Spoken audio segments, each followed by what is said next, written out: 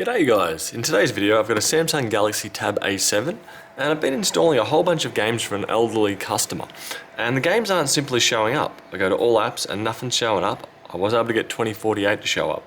If you're experiencing this, go into Game Hub or Gaming Hub and then from there I found all the games I installed are all showing up in the hub. That's not what I want. I don't want that layer of confusion for him.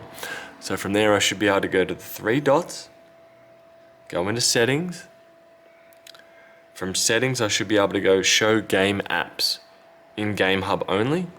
I want in Game Hub and home and app screen. I change that. In theory, we're now here.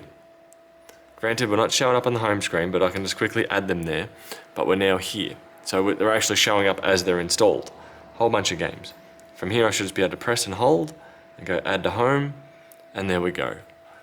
So once we've got the apps showing up in all apps, we should be able to go back here, press hold and go add to home, or you may have to drag it up and then release. Hope that helps you. Hope that actually gets your games that you've installed showing up where you would like them. Bye.